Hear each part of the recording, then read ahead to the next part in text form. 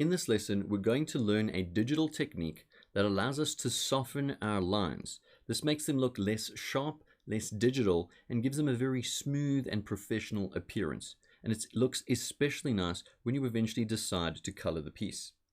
So on the right hand side of Photoshop here, we have the lines layer and the line weights layer. And this is pretty much the workflow you'll approach your line weighting in. You'll do your thin lines first, and then your thicker lines where you need them. Now, do keep in mind, you can do line softening in most major digital art software. So it's not limited to Photoshop, and it's pretty much done the exact same way in every piece of software. What we're going to do is take these layers, duplicate them so that they're going to be merged. So that's Control J to duplicate them and Control E to merge them, or Command J or Command E if you're on a Mac. I'm going to take the visibility away of the originals, and we now have our merged layer here. And what I'm then going to do is hit Control or Command J again, duplicate the merged layer, and call it soft to indicate that it will be the layer that is going to be softened. Let's zoom in here for a moment so we can really get the full extent of this effect.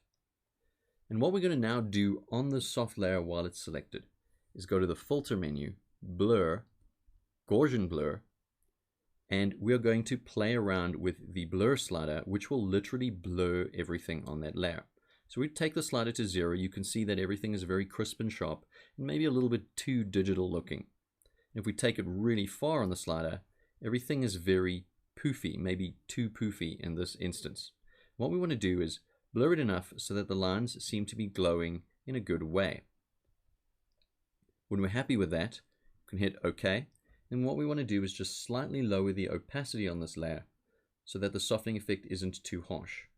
Let's take a look at a difference between the soft layer and the standard lines without the softening. Let's zoom out a little bit as well.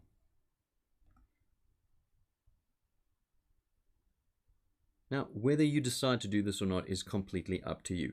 A lot of manga and anime do tend to do this, but it's not always used and it's not a general rule. However, it is a pretty cool effect, and that is exactly how you do it.